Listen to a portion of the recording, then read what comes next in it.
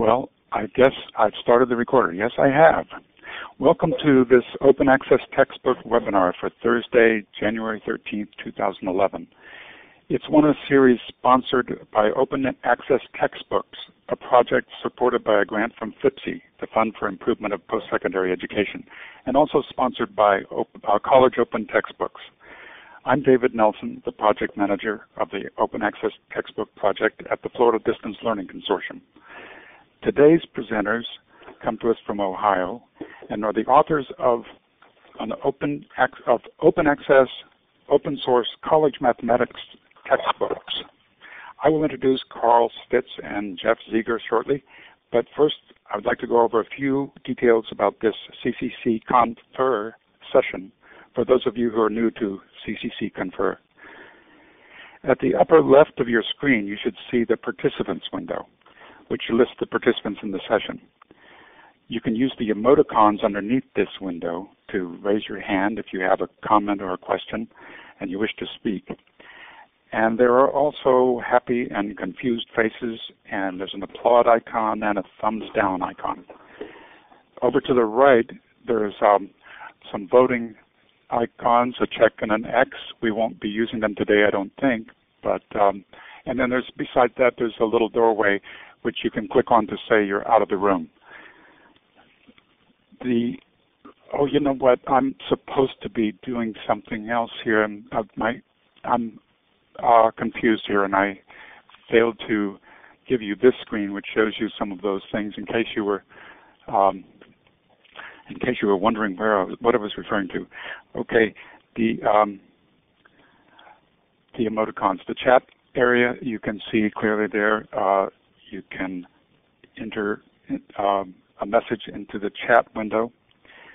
You can type a question or comment there anytime. You can send private messages to another participant there, but please be aware that moderators can see all private messages.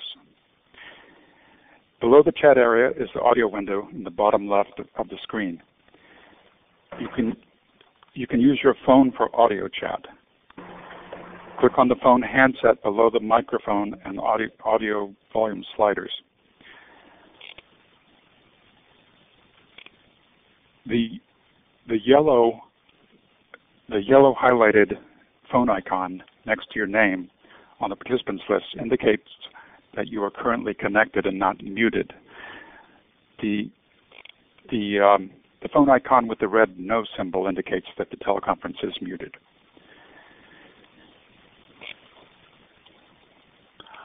Okay. One thing I'd like to try to do, this is something that Jackie does, which I think is helpful. Would everybody please click on the raise hand icon, which is underneath the participants window with the hand and the green arrow, just so we can see that everybody knows how to do that and that we get everybody.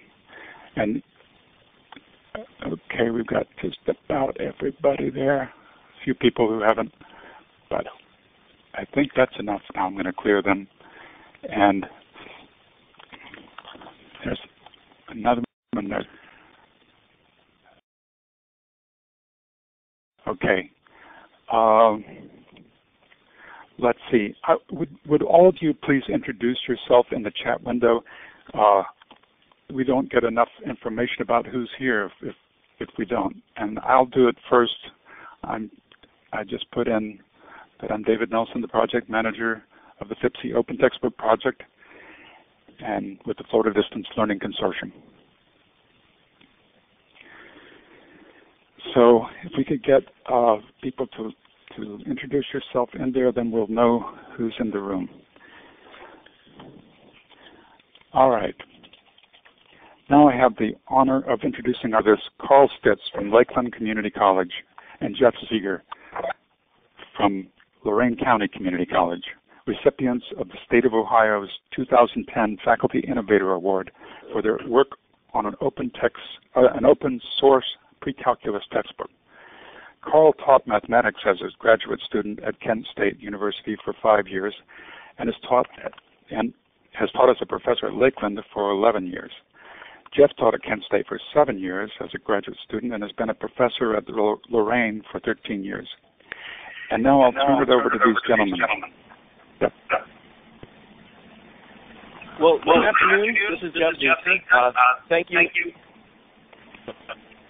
So we're getting feedback from the speaker again.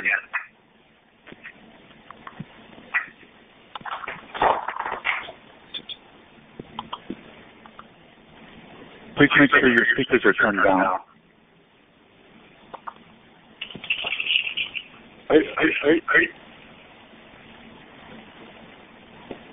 Are we okay now? Sounds good. I'm still hearing feedback. I think we're okay now. We good? Sounds good. Okay. Good. All right, great. So again, I'm Jeff Zeager from Lorain County Community College here in Elyria, Ohio, just to the west of Cleveland. And as David mentioned, I'm a graduate of Kent State University and met Carl in graduate school there, and that's really where this project began. Carl, did you want to say anything before I gave him the prehistory? It's just an interesting note that Jeff's wife thought I was his imaginary friend for 3 or 4 years before she actually met me. So that kind of puts it on the level we want to work at today, I suppose. But I just wanted to thank everyone for coming and attending this, and to David for working with us and helping us get everything going today. All right. So as you see here on the first slide with the overview of the project, we actually started putting pen to paper, as you will, in December of 2008. But the project itself actually started when we were grad students at Kent State back in 1997, just before I graduated. At that time, we realized that textbooks were getting expensive. We were becoming increasingly unhappy with the new editions of the books. They had no new content. They had no new explanations. They had nothing new to offer the students except, flashier graphics and higher price tags. So we knew at that time we wanted to do something, but we just didn't have the time or the technology to do it. And so we fast forward now to December 2008, which was Christmas break before we had sabbaticals from our respective institutions in the spring of 2009 to begin working on the book. So we worked for 8 months, and in August of 2009, we put forth the first 600-page book for college algebra. It's a very traditional book in its depth and rigor, just distributed in a very non-traditional way. And so the website you can see there has our books there. At the end of the session, we'll take you to the site. So we knew that distributing it as an ebook would be the only way we could do it for completely free.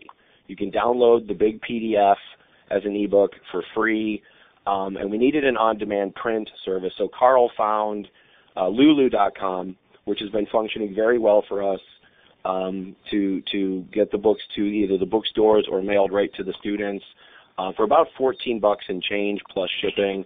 So even with bookstore markup, they come in at under $20 for the college algebra portion. And for the trigonometry portion, which is another 300 pages, it's roughly $15 at the bookstore.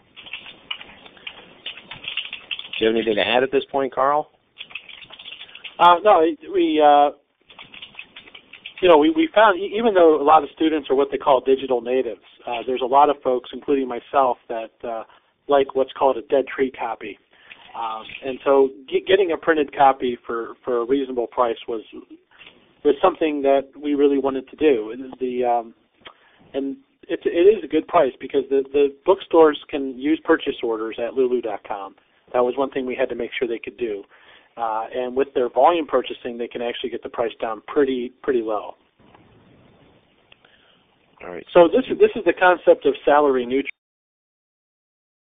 that I got to talk about at one of the President Coffees at Lakeland Community College, was that if you just look at the savings, in one semester, Lakeland and Lorain are saving their students $100,000 by using our textbook as opposed to another textbook. So what we put on the once we put it up on the internet, I just have to be very honest with people. Neither Carl nor I are terribly good at self-promotion.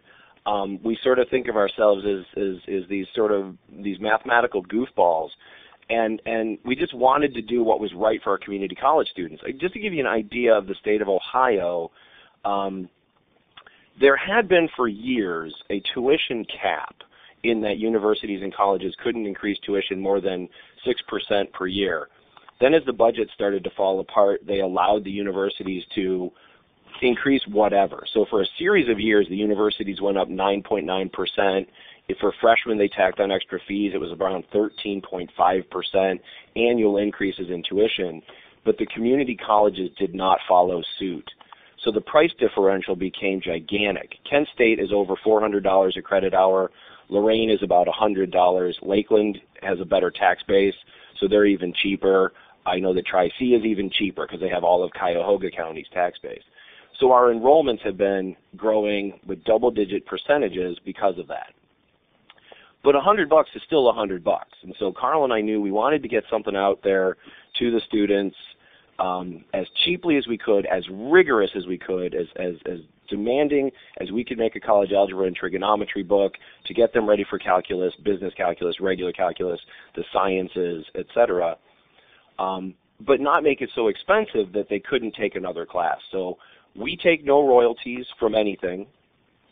We have a $0 royalty from our sales at Lulu. We have $0 royalty from WebAssign. We've partnered with them for online homework. And that way we can just keep the cost absolutely low. But because we're no good at self-promotion, we just put the stuff on the internet and figured nobody would care other than maybe our students. But as you can see here by the who's using our stuff, people just started discovering us through random Google searches. Although admittedly, Carl did pimp out our site with those, what do you call them, Carl? Those tags the meta something or other. I don't know what they are. The meta tags or something. The things that help Google find you. Yeah. So people started finding our stuff, and as you can see on this list, this is just a small list of people that are using it. I think the most brilliant one here is that at the University of Wisconsin-Madison, they took our stuff. We used LaTeX to create all of the book. They took our LaTeX code, which is available for free on our website as well. And LaTeX is like a markup language for math and science. So it's kind of like HTML, just for people that don't know what it is. In coming up through the graduate school at Kent State University, Jeff and I learned LaTeX as part of our course of study, to be able to write our dissertations and articles. So it's sort of an industry standard, if you will, a scholastic standard in that area, in math and science. So we put the LaTeX code on our website as well and said to people, hey, listen, we've got the Creative Commons license. If you want to take it and re-edit it and redistribute it for your students, do that. And Joel Robin at University of Wisconsin-Madison was one of the first to do that. And they put together a book for their course. And UW-Madison is a huge school in mathematics, so we were rather proud of that. And as I say, we've just got other people adopting it. Now that we've partnered with WebAssign for online homework, we expect to see even more. Okay, so here's the more button. Carl, did you want to talk a little bit about the videos that you've done? Yeah, a few years ago, MIT put their stuff up on YouTube, and I thought, wow, this is fantastic. So I'm there. I'm getting ready to teach differential equations, and I can watch Arthur Maddock teach differential equations and steal his best stuff. So I started talking with Corey Bergeron at Lakeland, and trying to figure out a way to do this. And we came up with sort of a low-tech way to do it, using a tablet and screencasting, which I didn't even know the word screencasting 2.5 years ago. And that's what I started doing, is making these little math movies. So if you go to YouTube and type in our last name, Stitz-Zeager, you can pull up a playlist. And what I've done is gone through each section of the book that we teach out of and have some sample problems, and then I work through the sample problems, and I screen capture the solution, and I talk through it. So those are up on YouTube, and I type the keywords in there as well, so it comes up. And if people type in quadratic equation, we might be somewhere in the search results as well. So a lot of folks have found those helpful. As we were setting up the stuff for the webinar, David, Carl, and I had a conversation on the difference between open access and open source. And so you'll notice in our PowerPoint presentation, we refer to open source. That's because our LaTeX code is up on the website. In terms of open access, like I say, the book is just out there for the world to use. And if you don't like our story problems, you're certainly welcome to change those. I noticed that Cable Green is part of the list here out in Washington. Carl and I decided that so many of the story problems in traditional college algebra books were phony anyhow.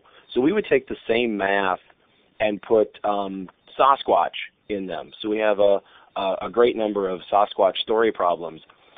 But if you don't like Sasquatch, you could change it to Chupacabra. That's the beauty of the open access and open source. But anyhow, I digress.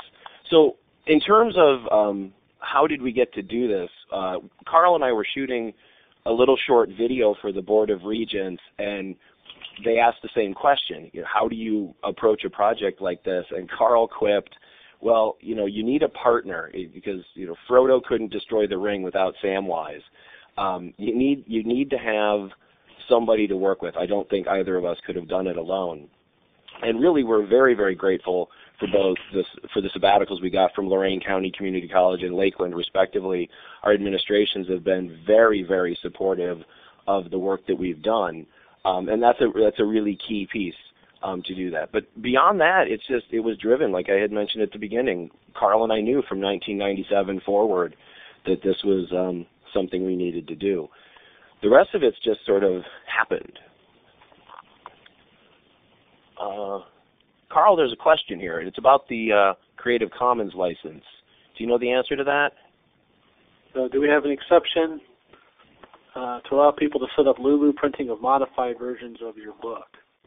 I honestly, if people modified the book and uploaded the PDF, they can have Lulu print that. I don't see an issue with that. But as far as our license goes, we pretty much have that blanket license, and then people contact us about what they want to do with it, and sort of we give permission. WebAssign is not really. WebAssign is using our content, but they're taking the homework and then making their own algorithmically generated homework, and they're making money on that. We're not, but they are. And so I guess that would be the same kind of exception to the license that we've granted WebAssign. So I think, David, too, does that help? Yeah. I don't know that we ever found out how the University of Wisconsin was distributing printed versions either. We got a PDF of what they're doing, but if they're doing a low-cost printed version at University of Wisconsin-Madison, maybe they're using Lulu or something similar. So, but I don't know if we have to write anything explicit in our license. What we really want people to do is take the stuff and run with it and make it better and benefit their students. So we want to keep it really affordable is the thing. Right. That would kind of break our hearts if we found out that someone took our stuff and even if they changed it a little bit here and there, and then they were charging kids $150 for it again. We didn't want that to happen. So that's why we picked the Creative Commons that we picked. We want to encourage people to redistribute it, but keep everything available. I can go to the Wisconsin website and I can download their source code, their LaTeX code for the modifications to our book, and I can reincorporate that. So that's one of the neat things about the LaTeX source code being available.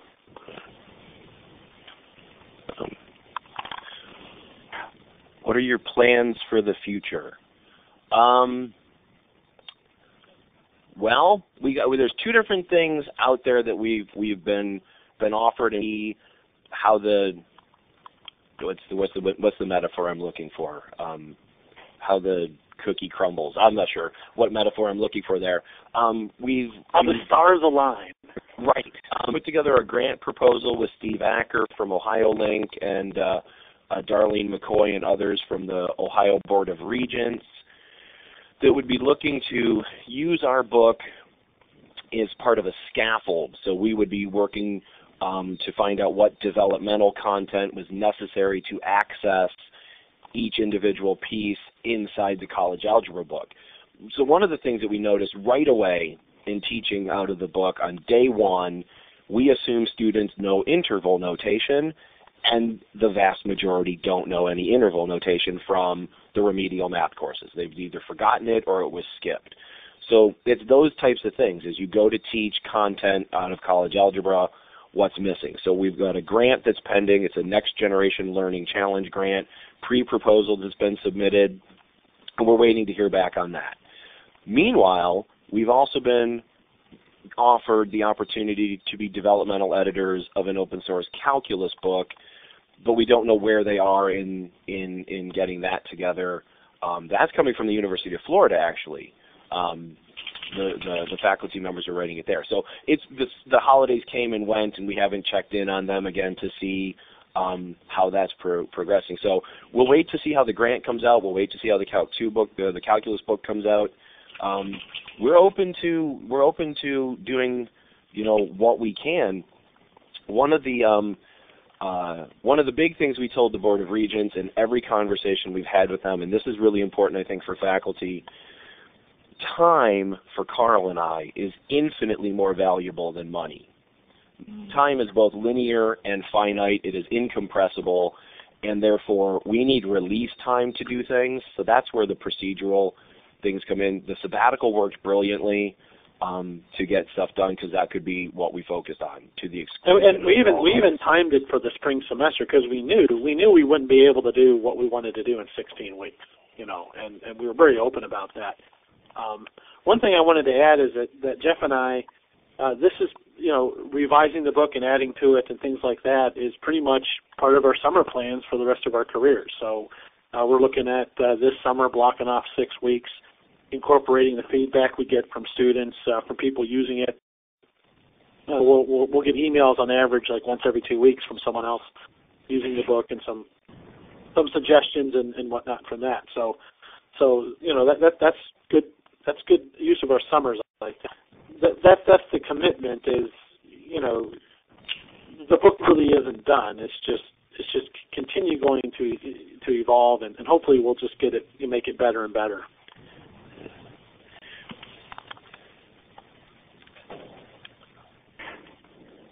Do we have some more questions?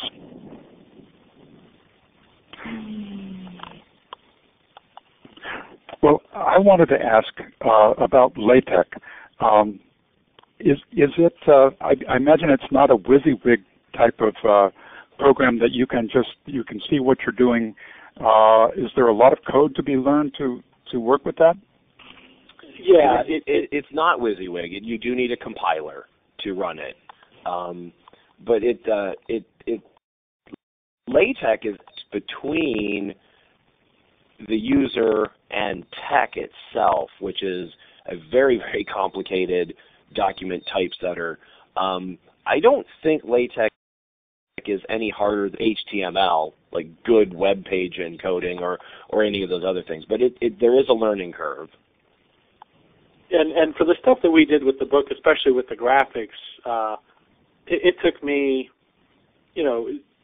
quite a while to kind of learn enough of the graphic stuff to get it to where I liked it. And then even when we were writing the book together, we kept learning things about LaTeX. LaTeX was one of those things, we didn't really have a formal course in it. It was just sort of passed down to us from one generation of graduate students to another. And depending on what you want to do and level, get into it, it could take some time. We have someone in Connecticut taking a sabbatical to learn the LaTeX with the sole purpose of modifying our book. So the book, in the book itself, when you get into it, there's a lot of templates. You can use the book as a template, or how do I do this in LaTeX? Well, this is how they did it. And Federico is absolutely right. He just posted there. There are some nice front ends. Like I know the links I've seen before as well.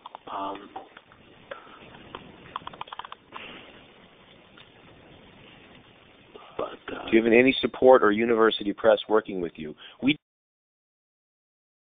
did not. We had the actual only support proper. Everything else has just been done on our own.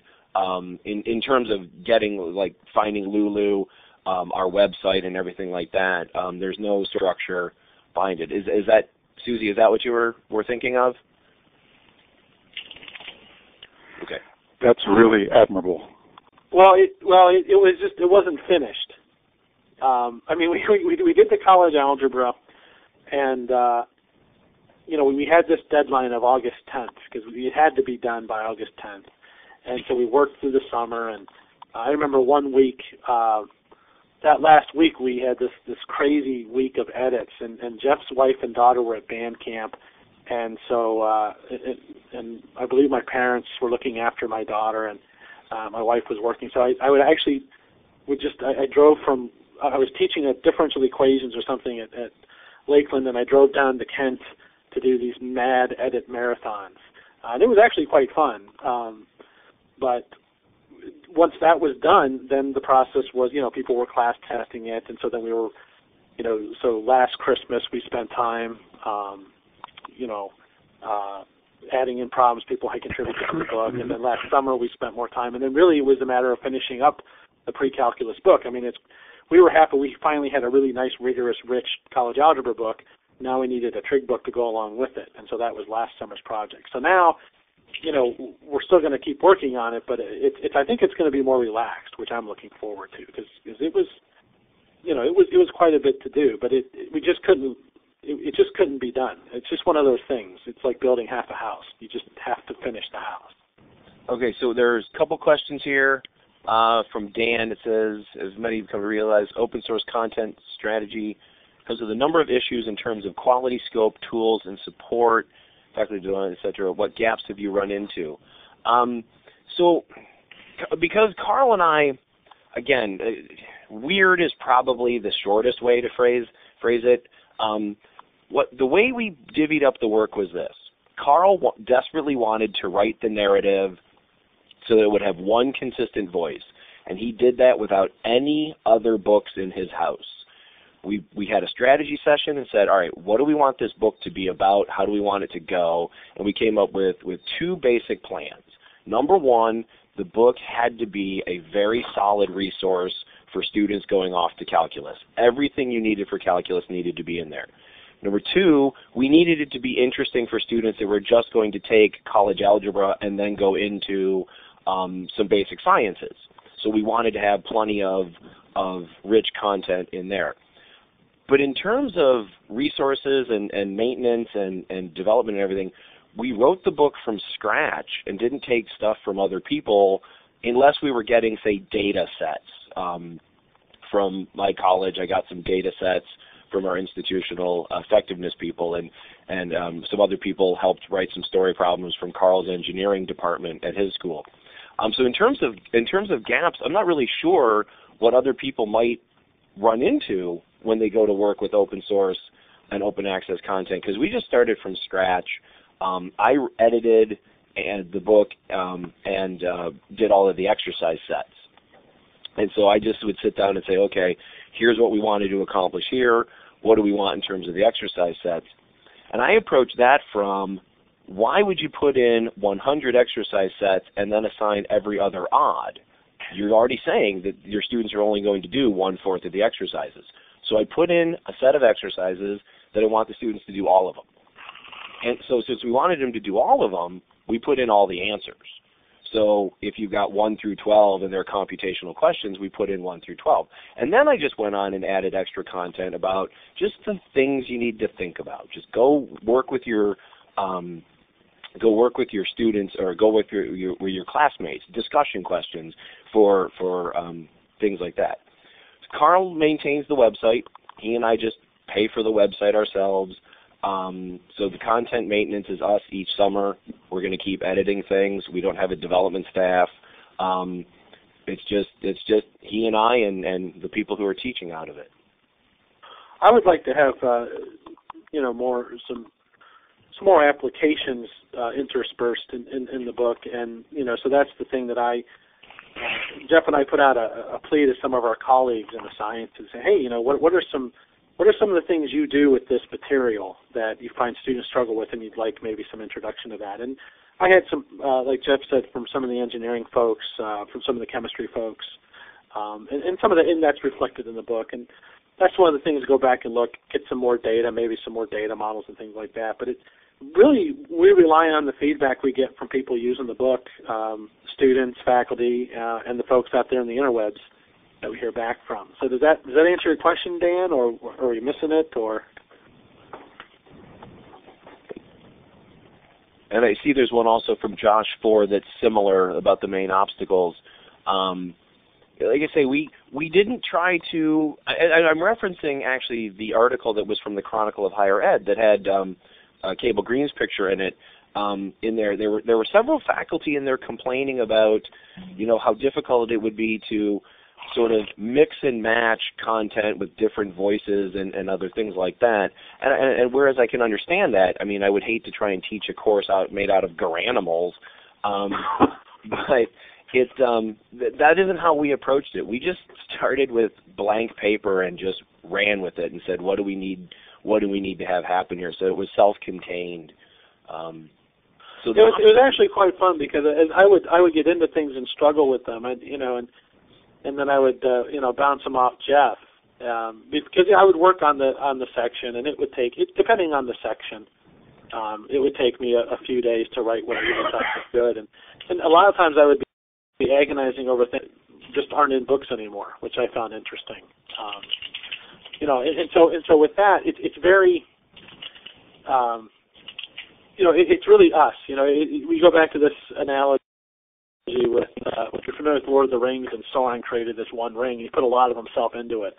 That's kind of how our Precalculus book is. I mean, it's sort of a darker metaphor for what it is, but that's kind of how we feel about it. It's students that read the book say they can hear my voice in it, and so at least the Precalculus there is just us. Yeah.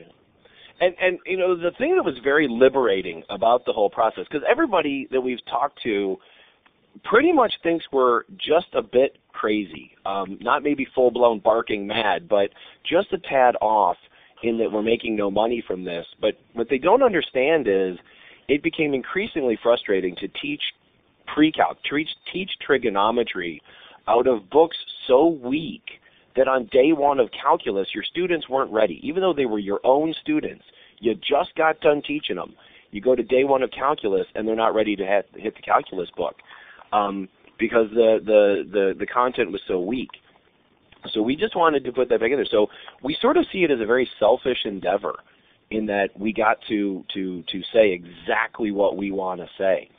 And because we knew we were going to give it away for free, we didn't have to please anybody but ourselves. I mean, that sounds very selfish, and I'm glad that David Nelson's clicked the recorder so that can just be played over and over and over again on Fox News tonight. Well, but that's not exactly true. There are a handful of people whose professional opinion we honestly really respect, and they think it's a great book, and that's pretty much a validation of what we need. Now, you got another one here. How does the publication of textbook supported promotion and tenure requirements? Well, I had already Jeff and I both had tenure when we wrote. At Lakeland has a different way of rank than most places. So I was already professor and tenured at the time I wrote it. Jeff, you were tenured, but you went up for promotion, didn't you? Yeah, I included it in my. I'm currently associate, and I'm in the process of putting forth together the stuff for promotion to professor, because Lorain does things differently than, like that Carl said, Lakeland does. So our promotion timelines are different. But yeah, I did put in that the book was there. But I mean, had I not done the book, I'd done enough other stuff here at Lorain County Community College that I would have. It probably wouldn't have made a huge difference. I think we got some really good press up here on the book. And in fact, the Orange Grove has our book on their website, and they've got a link to the local news media. We Channel 3, which is what's Channel 3? It's the NBC affiliate.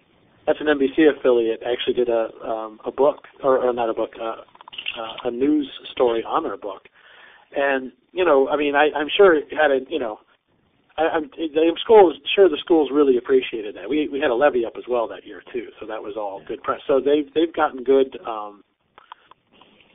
they get some good mileage out of the work we've done. So I think that would be a positive thing for that. So Susie says, what do your students say about the book? They're very appreciative that it's so inexpensive because they're just struggling to keep themselves afloat. It is more rigorous than I think what they were expecting, and we do write a lot in there. Because again, it was very liberating to write a book that you didn't have to make into sort of corporate pablum for the large audience. We could make it uniquely us. It's full of all sorts of sarcastic footnotes where we're just snarking back at each other, back and forth. We're digging at each other in footnotes and allowing for other things. And because we wrote it, and this also blends into Jackie Hood's question here, we never expected any method of compensation. So we never really thought about what you'd have to do in a more complicated discipline where things the one thing I want to, before we get into that too much, one thing I want to add is the people I talk to on campus about I can't ask my students what they think of the book and really expect any kind of honest feedback if I'm asking it. So what I'll do is I'll talk to the tutors. We have a really nice learning center and tutors, and I just would ask the tutors, what are you getting? What are you hearing about it? And the students who had taken the course before with the expensive textbook, which I thought was watered down, they don't like the new textbook because Jeff made some really good problems in there. But the ones that are coming to the textbook new and they don't know anything else, they're fine with it. We also find that too. One of the issues, some of the adjunct faculty, our textbook doesn't have all the bells and whistles these big book companies have, like test generating software and things like that. And so once again, the people who had taught previously with the other stuff tended to have more of an issue and difficulty using our book to teach out of, as opposed to people that we had just hired this year to do that. So I thought that was kind of interesting. I know that for anatomy, my colleague, teaches anatomy 1 and 2, and he actually is getting a former student to draw some of the diagrams, because I know that the apparently in those sciences, in the fine arts, there's just, these are the images, these are the pictures, and a lot of them are not open source. A lot of them, I should say, a lot of them aren't Creative Commons. I know that is an issue. The only thing I can maybe address that with is we had a little seminar at Lakeland. And apparently in Google you can actually search for Creative Commons images. So that might be one avenue to pursue it. All the stuff in our book we generate. It's the math is sort of lends itself to that kind of thing. So I think maybe searching for images in Google with the Creative Commons might work. Looks like Cable's writing something about that. And I know that also there are open source consortiums. I apologize, I don't know the links as well as I should.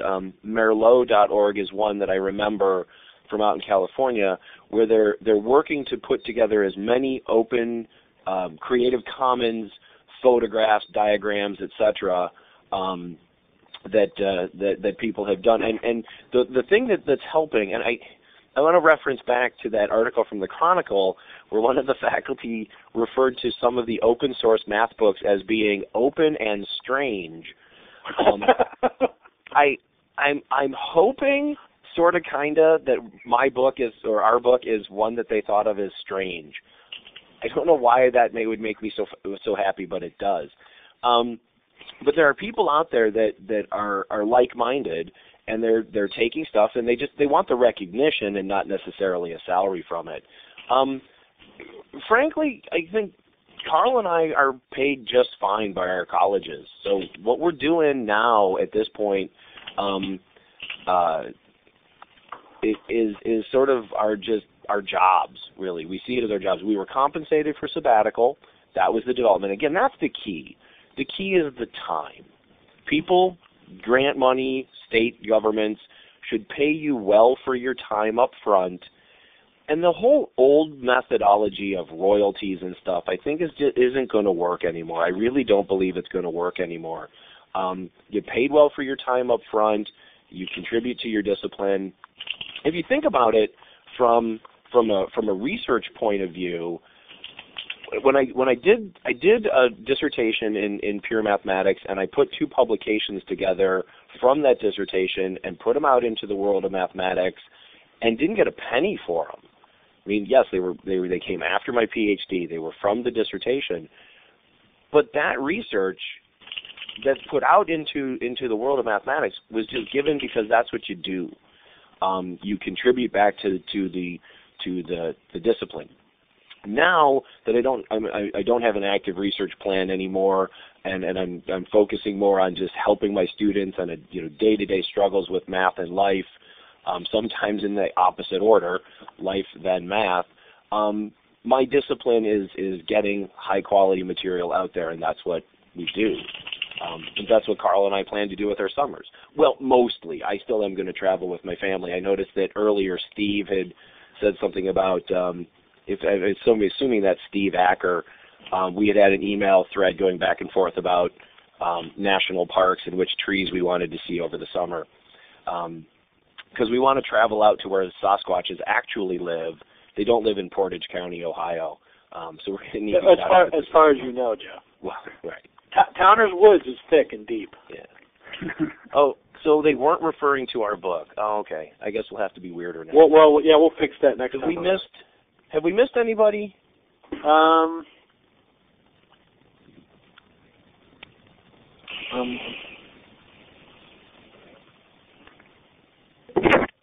What happened there? I don't know. Someone hung up, maybe? We have calculus and beta for another that we hope Carl and Jeff can take to the next one. Oh, there's a picture of a big tree. Nice.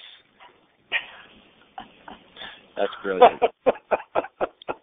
Okay. Okay. So Cable posted Merlot, and there's anybody else have anything going on for me to keep track of all this? Yeah. What other comments, questions, concerns? We have a big supporter in Cable there, Jeffrey. Wait. What do you think you paid if you got commission instead? I mean, how much money did you potentially lose? Oh, Josh, tens of dollars, easily. Tens of dollars. If not, perhaps hundreds. I don't know. Yeah. I say I don't want to sound like a martyr, because we're not really in it for that. What we wanted to do was get control. It was, again, selfish, I think, is probably too strong of a word, but we wanted to gain control back of our classrooms and do things like that. So I'm pretty sure we could be losing out on money. But every time I go to a conference and I walk through the displays and the books and everything like that, there are dozens of authors in the college algebra and trig market, all competing for that same group of students. And I just don't have the tenacity or the business acumen to run with those bigger dogs. It just it isn't what I could do, and so I'm sure I'm losing money on every sale, but I'll make up for it in volume.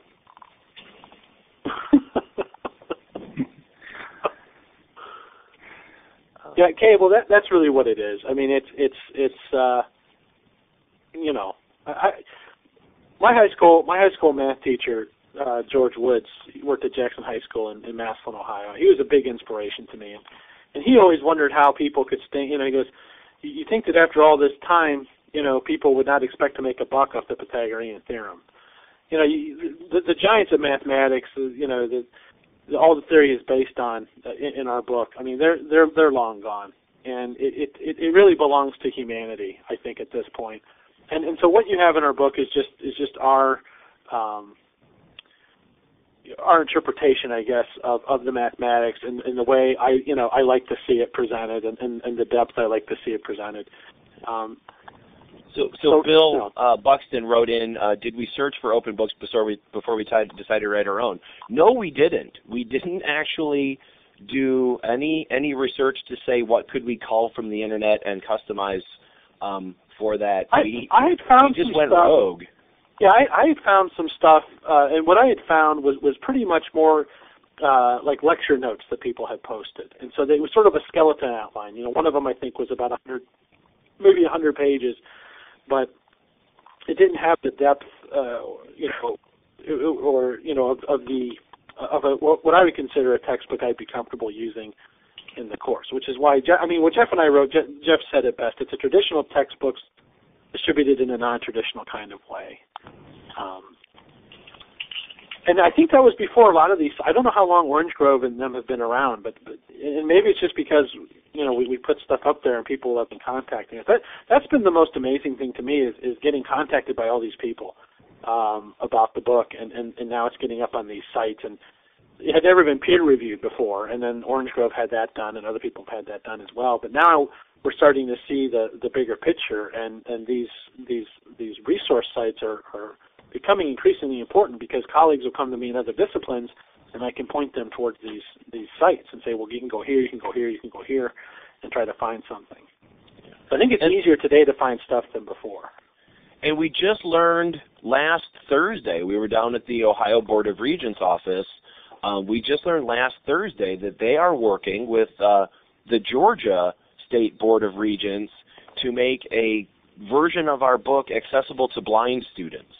I don't know exactly how they do all that, but they're going to have an ADA compliant version of the book, which is just amazing to me. We didn't necessarily ask for that. I know that we had some conversations with Steve Acker had mentioned that, with the Born Digital movement and other things, and how do we get ADA compliance.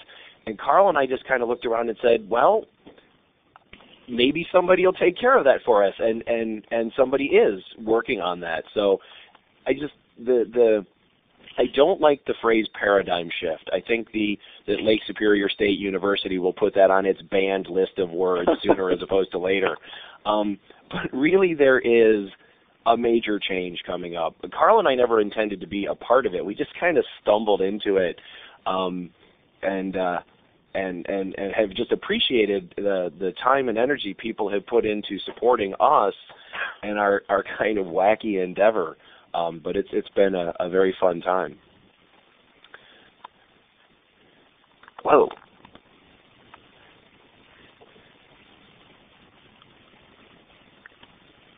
That was a good. What else did we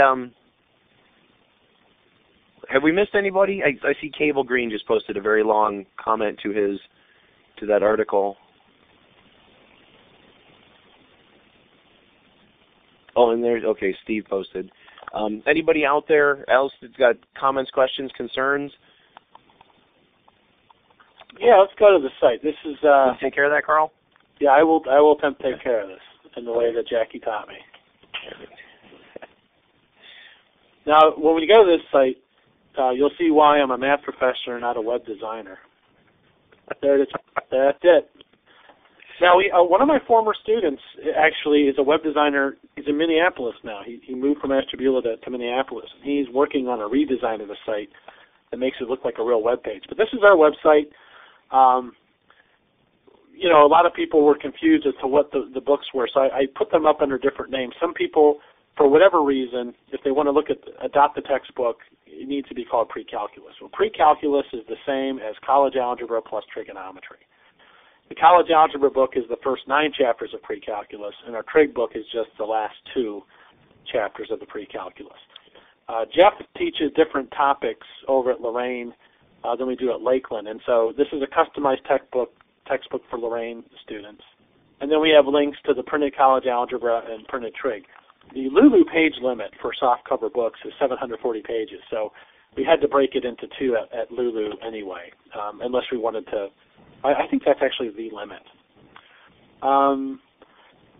Here's a link to the YouTube videos we were talking about for the book, the playlist there. You can download the source code, and I made a couple of YouTube videos talking about how to compile the source code using MikTeX, which is a LaTeX front end for Windows. Here's the video from Channel 3. They did a real nice story on it. There's my friend Rich Bassich there teaching out of the book last summer. And if we click on the ancillaries, one of Jeff's colleagues, Arina Lomanasov, created PowerPoints for most of the book. You can download those. The checkpoint quizzes are the PDFs of the problems that I work through in the YouTube videos. So what I'll do when I teach the class is we'll go over a section. I'll ask for homework. Then I'll hand out or point them to the checkpoint quiz. And the idea is they download that, work through that, and then they can watch me work through the solution video. And so that kind of lets them know that they get out of the section what I wanted them to. And it turns out YouTube is blocked in a lot of places. We got an email from someone in Idaho, I believe, who their high school does not let YouTube stream, so there was a need to actually have the movie files of the videos, and so those are all up there.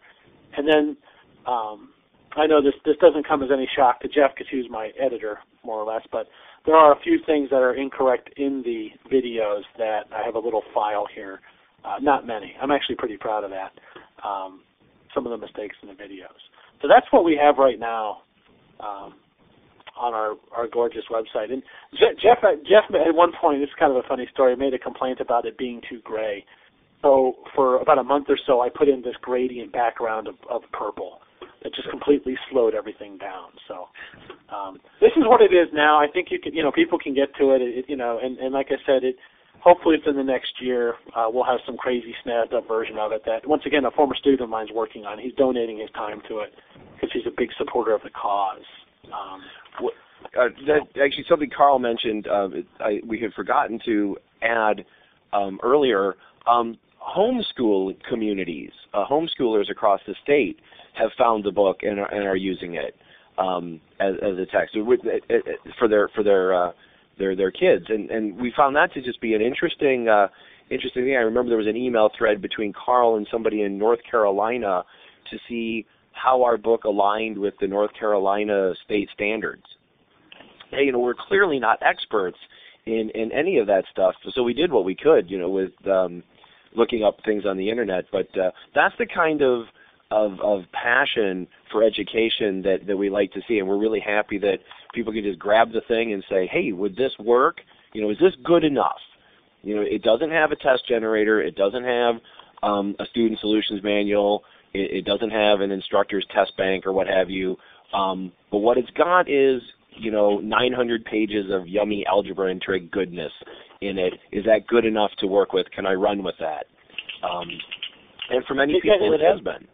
Yeah, and if you can use it, great. If it inspires people to do, if you say, well, this book is junk, I can make a book better than that. Well, then make a book better than that. Jeff and I, and this is actually true. When we were working at our community colleges, every 2.5 years, the book reps would come around and try to sell us on whatever, and they hadn't really changed that much. And they said, well, what can we do to sweeten the deal, or and we would say, well, can you get the price of the book down to under $50? And then they just look at me like we're idiots. And then it became, well, if you can't get the book under $50, we'll write one and give it away for free. And then I don't think they took us seriously. And so now it's, now we don't get visited by many book reps anymore, which is a good thing for me. I didn't want to waste their time anyway. But, and I have shelf space. I don't have any review copies anymore. I have shelf space for other things now. So we have gotten some reviews of the books. We've read a couple of them. I have a very fragile ego, so I usually have Jeffrey read them first. And if they're no good, he just doesn't tell me about it. We have had a couple of peer reviews done. I know that one of the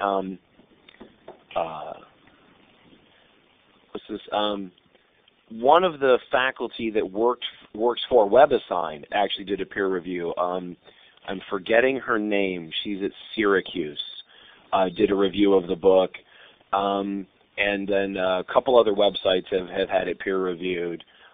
We would welcome many, many more. And Carl's ego isn't actually as fragile as he claims it to be.